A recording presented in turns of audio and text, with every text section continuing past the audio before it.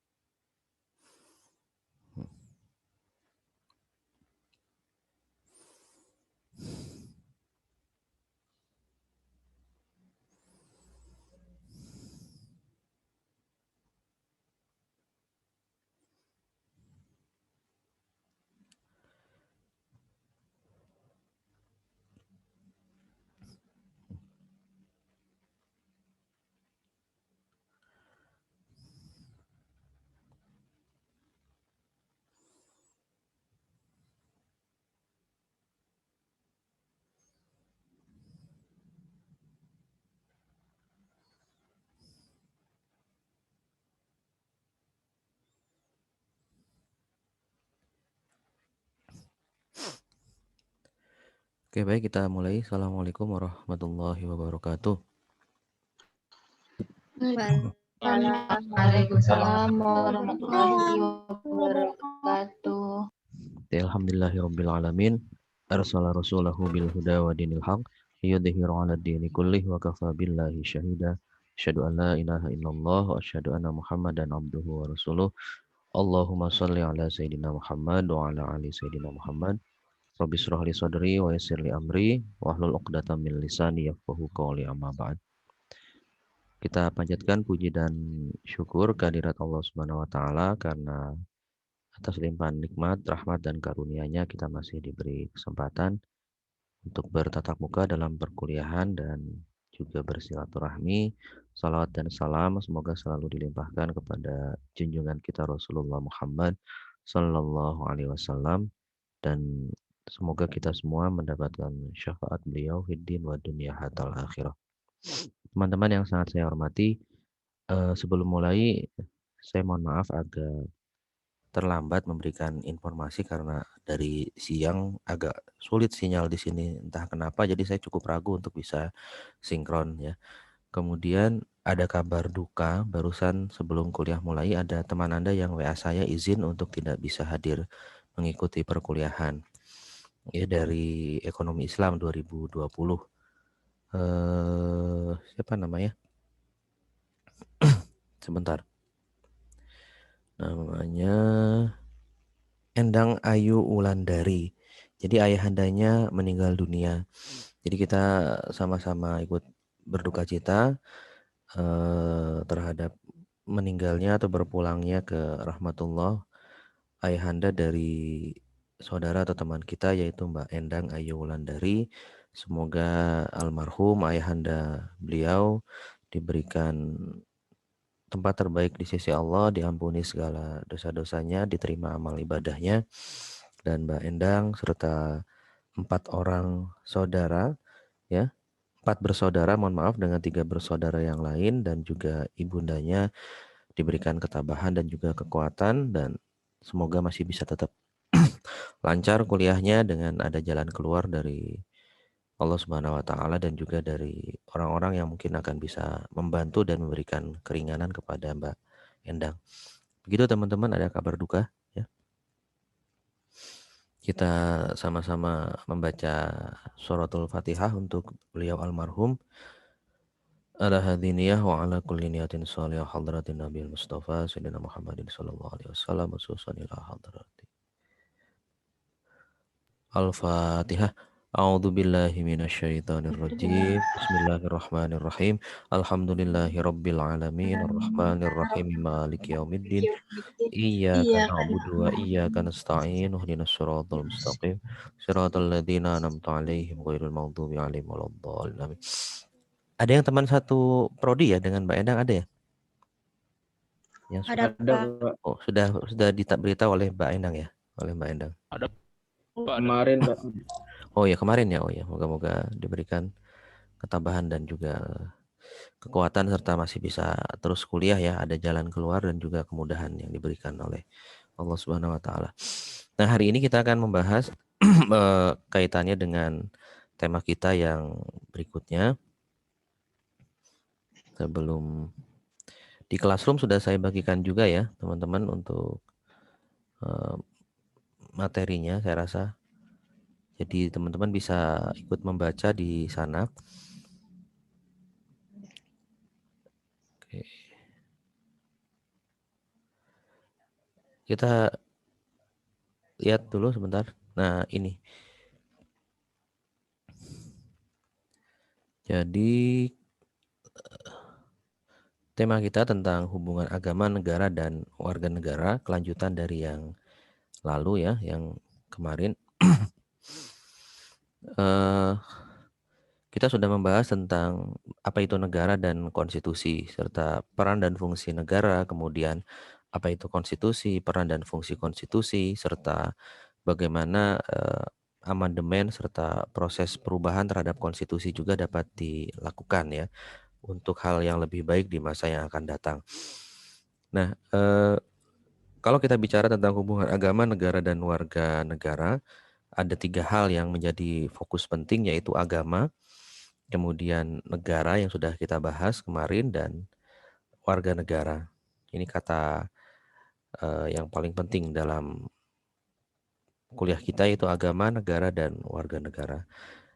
Merujuk kepada Undang-Undang Nomor 12 Tahun 2006 tentang kewarganegaraan ya, warga negara Indonesia menurut Undang-Undang Nomor 12 Tahun 2006. Nah, kita bicara tentang warga negara dulu. Warga negara itu adalah warga suatu negara yang ditetapkan berdasarkan peraturan perundang-undangan sebagai warga negara.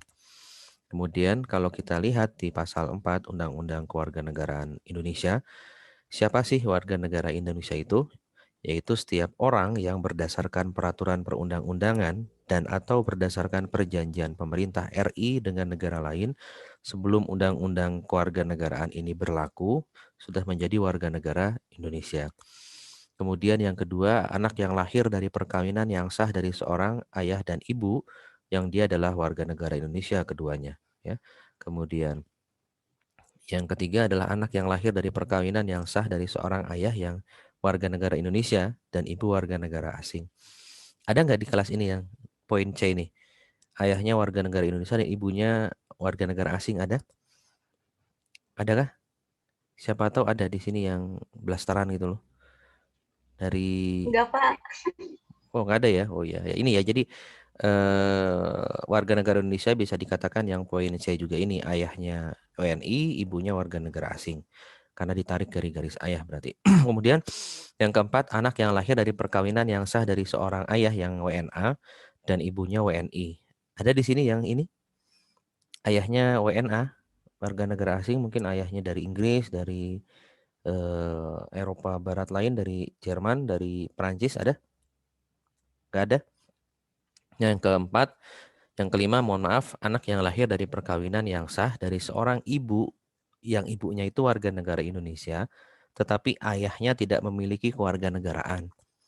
Ya, jadi ayahnya tidak berwarga negara atau hukum dari negara ayahnya berasal itu tidak memberikan kewarganegaraan kepada anak tersebut.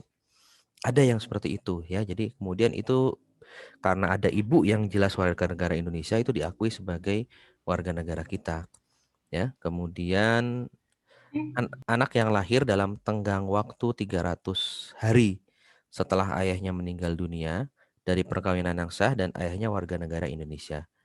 Jadi anak yang lahir dalam tenggang waktu 300 hari dan 300 hari itu kemudian ayahnya meninggal ya dari perkawinan yang sah dengan seorang perempuan tapi ayahnya warga negara Indonesia. Ini adalah warga negara Indonesia berarti anak tersebut ya. Kemudian yang ketujuh, anak yang lahir di luar perkawinan yang sah dari seorang ibu warga negara Indonesia. Tapi ayahnya warga negara Indonesia. Kemudian anak yang lahir di luar perkawinan yang sah dari seorang ibu warga negara asing ya, yang diakui oleh seorang ayah warga negara Indonesia sebagai anaknya dan pengakuan itu dilakukan sebelum anak berusia 18 tahun atau belum kawin. Jadi menarik sekali ini ya, bisa bisa dilihat ya, anak yang lahir di luar perkawinan yang sah dari seorang ibu warga negara asing yang diakui oleh seorang ayah yang ayahnya itu warga negara Indonesia yang mengakui anak tersebut tapi sebelum anak tersebut berusia 18 tahun dan atau belum kawin, bahasa hukum ya. Kemudian anak yang lahir di wilayah negara RI ya, yang pada waktu lahir tidak jelas status kewarganegaraan ayah dan ibunya, tapi dia lahir di sini ya. Kemudian anak yang baru lahir yang ditemukan di wilayah negara Republik Indonesia selama ayah dan ibunya tidak diketahui. Jadi anak yang lahir ditemukan di Indonesia di wilayah kita tapi ayah ibunya tidak diketahui. Kemudian yang ke-11, anak yang lahir di wilayah negara kita apabila ayah dan ibunya tidak memiliki kewarganegaraan atau tidak diketahui keberadaannya. Itu. Kemudian yang berikutnya, anak yang lahir di luar wilayah negara RI dari seorang ayah dan ibu warga negara Indonesia yang karena ketentuan dari negara tempat anak tersebut dilahirkan memberikan kewarganegaraan kepada anak yang bersangkutan. Jadi ayah ibunya warga negara kita tapi lahir di luar wilayah RI tapi diberikan kewarganegaraan oleh negara di mana anak tersebut lahir. Ini tergantung warga negara negara tempat anak tersebut lahir. Kemudian anak dari seorang ayah atau ibu yang telah dikabulkan permohonan kewarganegaraannya. Kemudian ayah atau ibunya meninggal dunia sebelum mengucapkan sumpah janji setia seperti itu. Ya. Itu ya. Jadi banyak sekali yang bisa kita lihat, bisa dibaca lagi yang tadi. Kemudian status anak WNI ya menurut pasal 5 Undang-Undang Kewarganegaraan Indonesia. Anak warga negara Indonesia yang lahir di luar perkawinan sah sebelum berusia 18 tahun atau belum kawin diakui secara sah oleh ayahnya yang berkewarganegaraan asing tetap diakui sebagai warga negara Indonesia. Ya, anak yang lahir di luar perkawinan yang sah ya, jangan sampai kita mengalami ini ya. Tapi sebelum anaknya berusia 18 tahun atau belum kawin, anak tersebut diakui secara sah oleh ayahnya yang berkewarganegaraan asing tapi dia tetap akan diakui sebagai warga negara Indonesia. Kemudian yang kedua, anak warga negara Indonesia yang belum berusia 5 tahun diangkat secara sah sebagai anak oleh warga negara asing berdasarkan penetapan pengadilan, dia tetap diakui sebagai warga negara Indonesia. Ini undang-undang ini nomor 12 tahun 2006 ini undang-undang yang baru ya, hitungannya masih baru karena disahkan di masa pemerintahan di Orde Reformasi pada masa Pak SBY periode pertama, jadi sangat progresif, lebih lengkap dan lebih detail dibanding masa Orde Baru seperti itu. Walaupun banyak sekali saran dan juga harapan agar undang-undang ini segera diperbaiki dan banyak hal yang harus disesuaikan dengan kondisi masa kini ya, karena ini sudah 15 tahun lalu juga 2006 seperti itu. Kemudian dalam hal untuk menjadi pilihan warga negara ya, pasal 6 Undang-Undang Kewarganegaraan Indonesia. Dalam hal status kewarganegaraan Republik Indonesia terhadap anak sebagaimana yang diatur tadi dalam pasal 4 huruf C ayat 1 ya. Nih. Kemudian huruf D, huruf H dan huruf I. Nah, ini menarik sekali ya. Huruf D ya, ayahnya warga negara asing, ibunya warga negara Indonesia. Eh dan pasal 5 berakibat anak berkewarganegaraan ganda. Tadi kan anak bisa berkewarganegaraan ganda kan ya. Ya, setelah 18 tahun setelah anak tersebut mengalami tadi ayahnya itu warga negara asing, ibunya warga negara Indonesia. Ayahnya warga negara Indonesia, ibunya warga negara asing, itu kan sangat mungkin ada double kewarganegaraan. Atau yang lain tadi itu ya, ditemukan tapi ayah ibunya tidak jelas seperti itu sebelum anak itu, setelah anak itu berusia 18 tahun, atau kemudian anak tersebut sudah kawin, nah anak tersebut harus menyatakan memilih salah satu kewarganegaraannya seperti itu. Gitu ya, teman-teman ya. Nah, pernyataan untuk memilih kewarganegaraan sebagaimana dimaksud pada ayat 1 dibuat secara tertulis dan disampaikan kepada pejabat dengan melampirkan dokumen sebagaimana ditentukan di dalam peraturan perundang-undangan. Jadi ada pernyataan untuk memilih dan ada dokumen-dokumen yang harus ditulis. Kemudian pernyataan untuk memilih kewarganegaraan sebagaimana dimaksud pada ayat 2 ini disampaikan dalam waktu paling lambat 3 tahun setelah anak berusia 18 tahun atau sudah kawin. Ya. Jadi paling lambat 3 tahun setelah anak berusia 18 tahun. Jadi pada usia 21 tahun, semua dokumen-dokumen tertulis tersebut harus sudah disampaikan kepada Depkumham, Departemen Hukum dan HAM, serta negara harus segera mengetahuinya seperti itu. Ya. Kemudian yang paling penting juga, selain tadi bisa Anda baca itu ya semuanya, bagaimana hubungan negara dan warga negara. Negara Indonesia sesuai dengan konstitusi yang sudah kita bahas minggu lalu, itu berkewajiban untuk menjamin dan melindungi segenap bangsa dan seluruh tumpah darah Indonesia tanpa kecuali. Ingat di pembukaan Undang-Undang Dasar 45 di alinea keempat tentang tujuan negara. Kemudian secara jelas juga tertulis dalam pasal 33 tentang ekonomi ya, Undang-Undang Dasar 1945. Ini penting sekali, ini tugas negara yang paling penting, yaitu selain melindungi segenap bangsa dan seluruh tumpah darah Indonesia, memajukan kesejahteraan umum, mencerdaskan kehidupan bangsa, itu juga adalah bagaimana mengelola hajat hidup orang banyak ya, mengelola dan kemudian memberikan kemanfaatan yang besar dari sumber daya alam yang kita miliki untuk warga negara ya. Namun demikian, kewajiban negara untuk memenuhi hak-hak warga negaranya tidak akan dapat berlangsung dengan baik tanpa dukungan warga negara dalam bentuk pelaksanaan kewajibannya sebagai warga negara dengan menaati perundang-undangan. Tapi tentu dengan syarat yang saya sampaikan dulu, taat kepada pemerintah, patuh kepada perundang-undangan dengan cara yang cerdas, dan karena kita punya civic knowledge, karena tahu yang kita ikuti baik atau tidak. Ya, kalau baik diikuti, kalau tidak baik kita punya ruang dan cara untuk kemudian menolak atau kemudian mengkritik dengan cara yang demokratis dan santun seperti itu. Kemudian pada saat yang sama dalam rangka menjamin hak-hak warga negara, negara harus menjamin keamanan dan kenyamanan ya. Jadi negara punya kewajiban untuk menjamin keamanan dan kenyamanan proses penyaluran aspirasi warga negara melalui penyediaan fasilitas-fasilitas publik yang berfungsi sebagai wadah untuk mengontrol negara. Selain memberikan pelayanan publik yang profesional. Jadi kebebasan pers, perangkat hukum yang jelas, aturan hukum tentang kebebasan pers, aturan hukum tentang bagaimana warga negara bisa melakukan judicial review misalnya ya kan.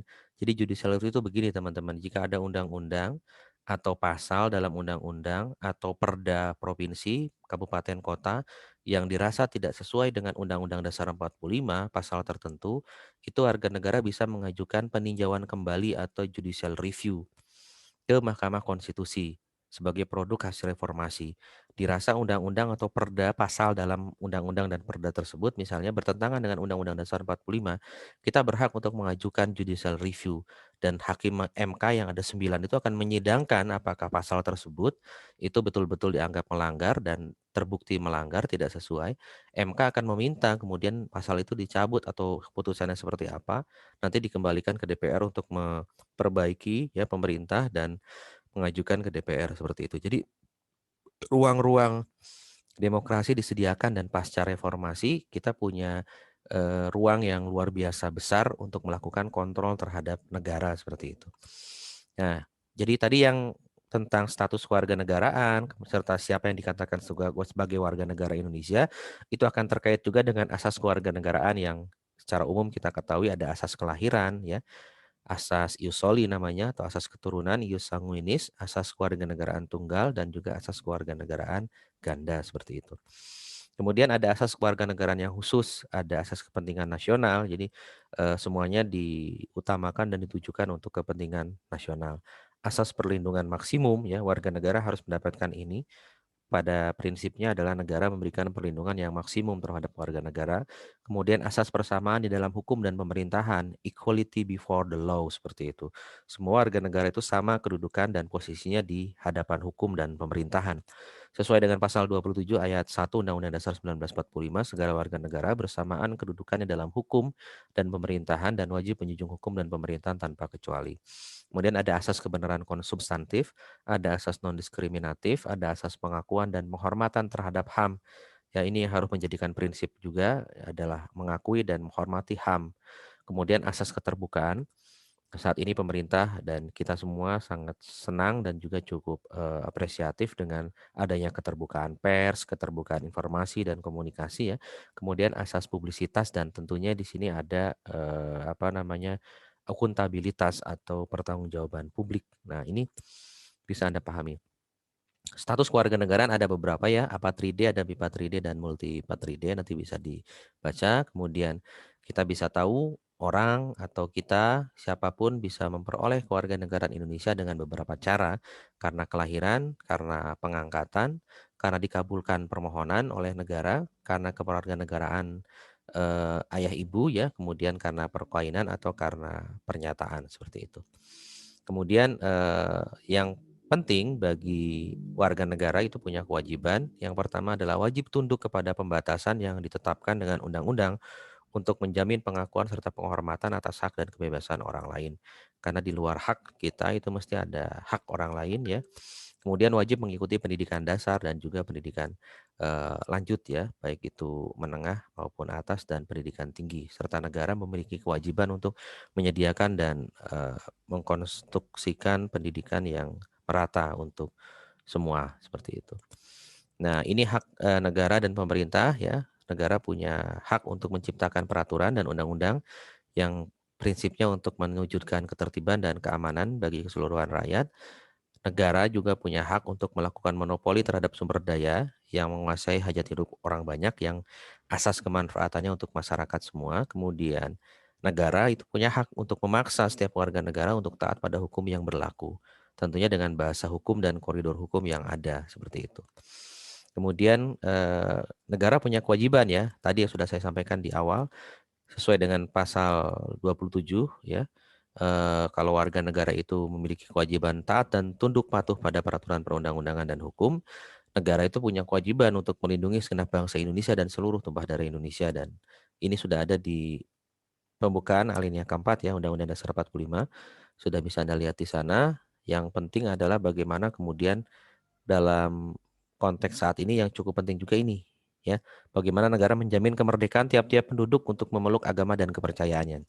Peristiwa bom bunuh diri Makassar kemarin itu sangat-sangat menyedihkan dan itu bagian dari pelanggaran ya terhadap HAM, terhadap kebebasan beragama dan juga kenyamanan warga negara siapapun itu dan apapun agamanya untuk memeluk agama dan kepercayaannya. Dan ini kita mengutuk keras peristiwa kemarin di Makassar, dan pemerintah dan aparat kepolisian dibantu oleh TNI kita harap segera untuk mampu menenangkan warga dan suasana serta mengeliminasi dan menghilangkan dampak-dampak lain ya, karena teman-teman saudara kita yang akan melaksanakan ibadah Paskah itu sudah harus berkonsentrasi dan memeluk agama dan kepercayaan itu adalah hak setiap warga negara.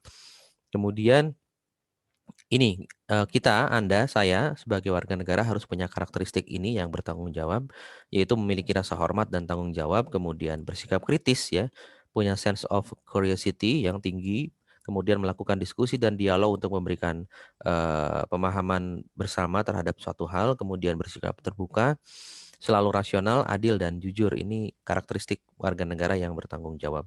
Kemudian yang mandiri ya, kita dan Anda, saya itu harus memiliki karakteristik sebagai warga negara yang mandiri, memiliki kemandirian, memiliki tanggung jawab pribadi, politik dan ekonomi sebagai warga negara, itu ya sebagai civic skill dan civic knowledge, pengetahuan dan skill kewarganegaraan, kemudian menghargai martabat manusia dan kehormatan pribadi. Jadi kita mengutuk tadi peristiwa Makassar ya dan peristiwa-peristiwa teror lain.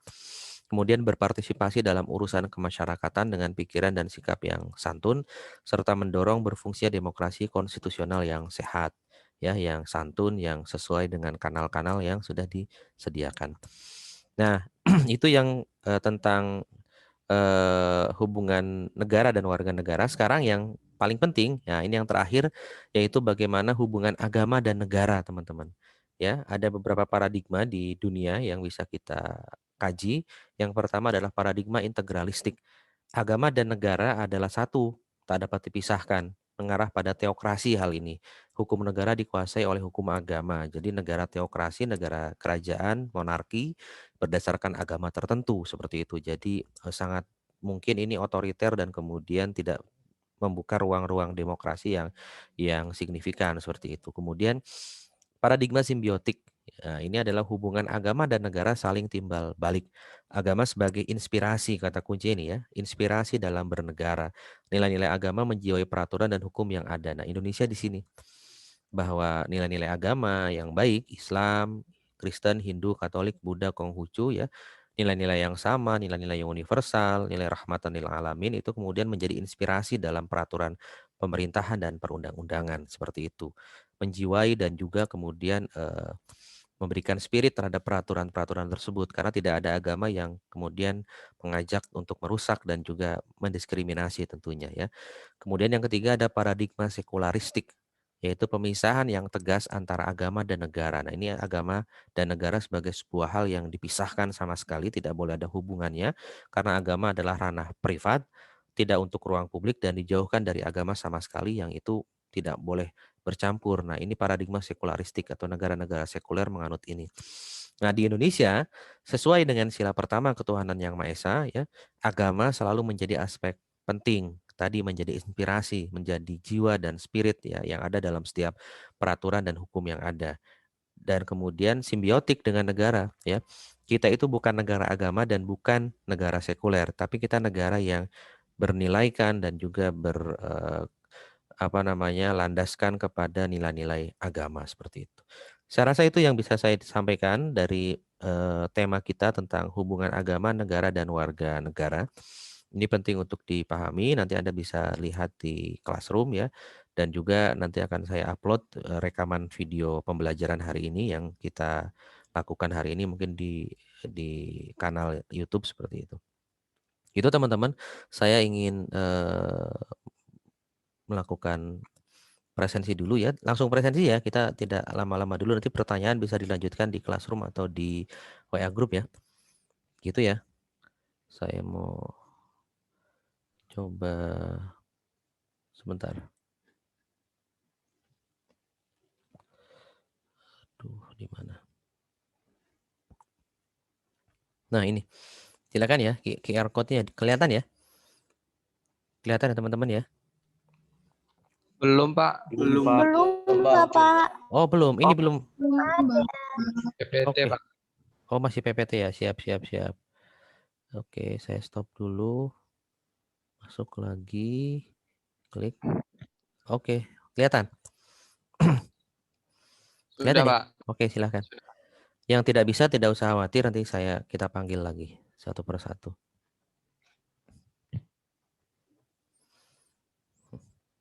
Saya besok divaksin ya.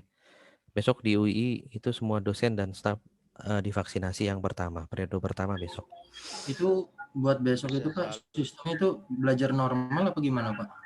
Kapan itu? Yang vaksinasi Pak. Oh nggak tahu, belum ada kabar sampai sana. Tapi yang pasti dosen dan staf dan karyawan serta warga sekitar UII ada yang dapat jatah itu untuk divaksin besok. Tahap pertama, tahap keduanya 2 minggu lagi kurang lebih. Kalau untuk belajar ya itu masih kita lihat kan, pemerintah masih sangat hati-hati, terbukti kan mudik juga dilarang ya.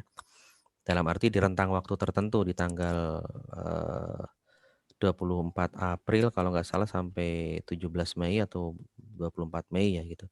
Ya, karena kan perpindahan orang, lalu lintas orang pada saat mudik itu mesti akan sangat tinggi. Jadi bahasanya memang mudik dilarang, tapi kan di luar itu, sebelum tanggal itu, kita kan sering melihat saat ini kan jalan-jalan boleh, liburan boleh, dan sebagainya boleh. Karena apa?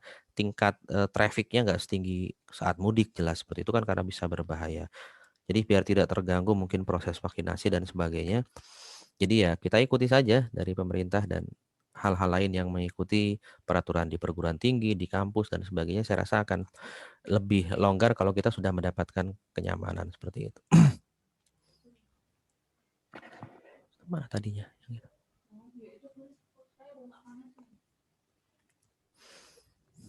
Gitu, santai aja ya.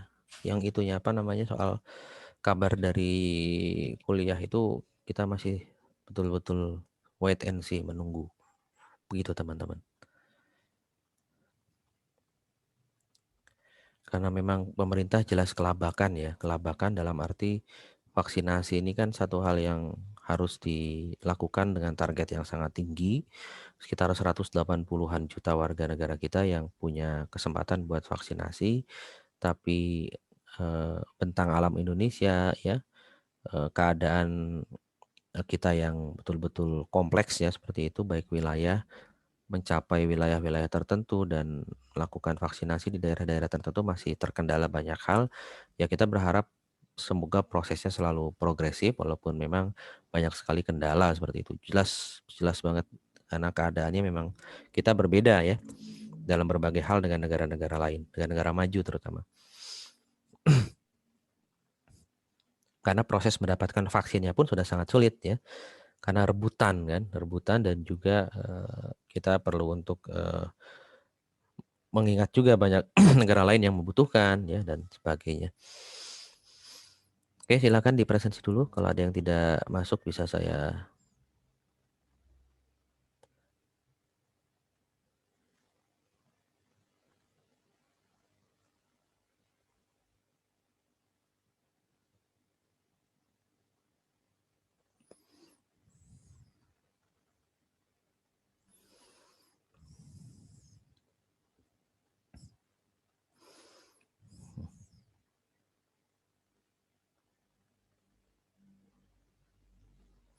Yang dari ekonomi Islam, Mbak Endang itu asalnya dari mana ya, Mas, Mbak?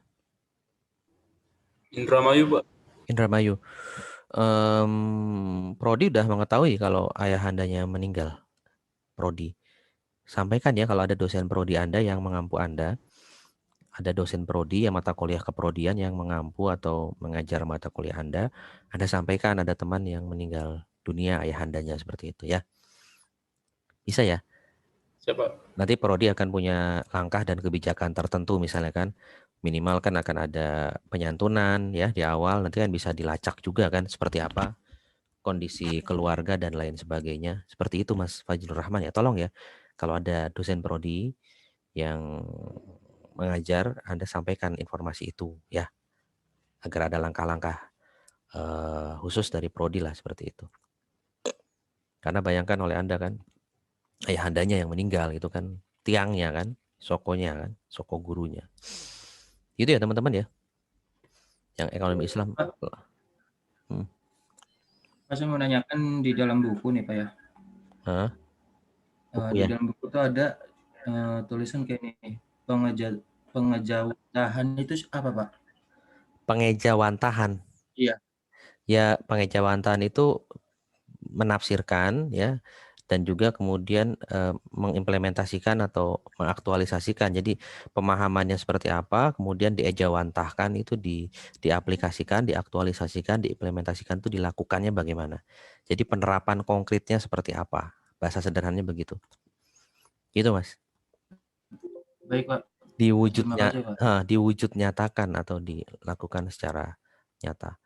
Oke, untuk menghemat kuota ya dan juga paket Anda, saya rasa sudah tersampaikan materi, semoga bisa diikuti dan dipahami. Saya tidak membuka dulu forum pertanyaan di forum sinkron ini ya lewat Zoom ini karena saya juga berprinsip ingin menghemat paket data Anda dan teman-teman yang mungkin sudah cukup kewalahan ya dengan paket dan kuota seperti itu. Jadi saya rasa Itu yang bisa kita bicarakan hari ini. Kalau yang belum presensi, sorry.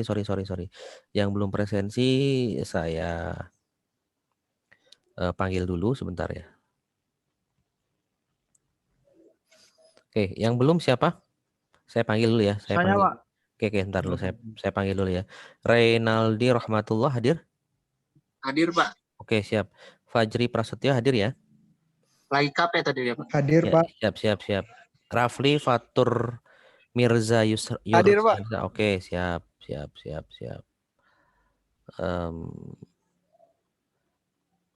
Gozi Yoga Pratama ada yang Hadir, lihat? Pak. Oke. Hadir, Pak. Ada Gozi. Ada, Pak. Kok suara ada? Oke. Yulia Anggi Angelina hadir? Ada yang lihat? Yulia Anggi Angelina 611. 611 itu statistik apa farmasi ya? Ada Yulia Anggi Angelina, teman yang tahu? Ada yang melihat?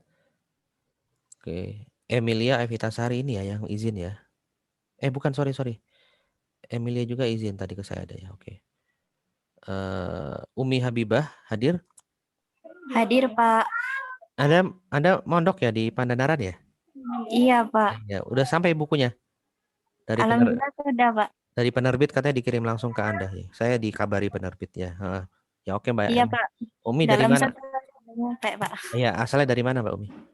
Dari Lamongan. Oke, saya sukses ya di pondoknya ya. Oke. Amin. Niken Wahyu Terima Tri kasih. Hidayah di mana? Niken, ada yang lihat Niken Wahyu Tri Hidayah? Ada yang lihat Niken? Tidak ada ya. Diajeng Ayu Puspitawati ada? Pak. Ada ya, oke. Oke, Inas Taqiyatul Husna hadir? Ada yang lihat Mbak Inas? Teman-teman ada yang lihat? Ya ada ya. Oke, kalau ada masalah nanti bisa sampaikan ke saya. Endang Ayu Wulandari ini ya izin. Restu Sukma As-Sakinah ada? Hadir, Pak. Hadir. Siap. Pradiptia Bagas Dea Rahmadi. Hadir, Pak. Oke, lingkungan ya. Mas, ada masalah nggak dengan presensi Mas di tempat Anda? Kalau di tempat saya ini kalau hadir ya hadir. Info ke akun Anda atau apa? Kalau ada masalah Anda hubungi Prodi ya. Ya, siap, Pak. Karena kalau di tempat sering ada masalah, di tempat saya itu hadir. Sudah saya hadirkan sesuai dengan kenyataan, tapi ternyata di akun beberapa mahasiswa, terutama yang dari teknik lingkungan, di kelas lain itu kemudian tidak terrecord hadir di tempatnya. Kenapa gitu? Saya heran tuh. Bisa ditanyakan ke Prodi ya. Nanti kalau ada apa-apa kita selesaikan lagi gitu. Oke, siap. Oke, siap.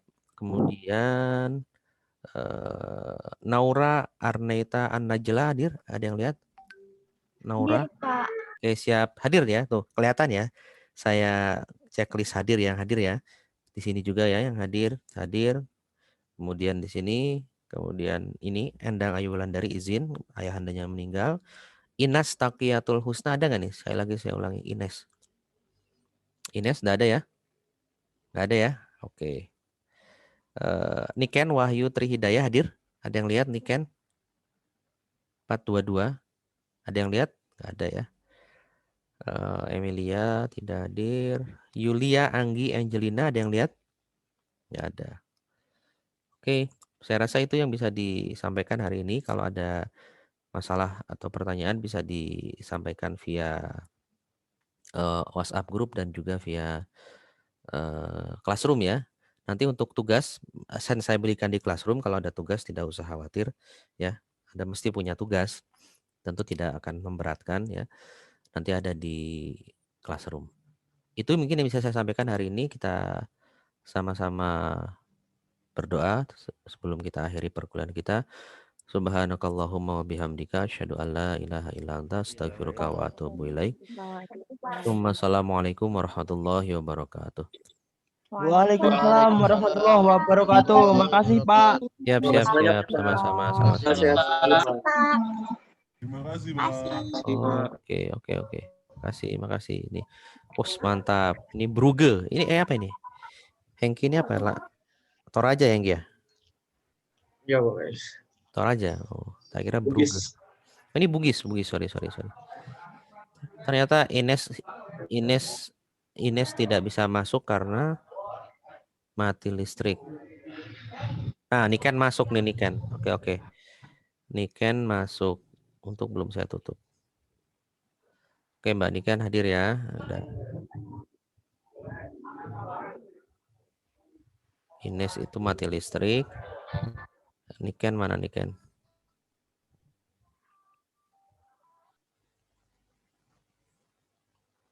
Niken. Ines izin ya mati listrik. Niken hadir barusan. Oke.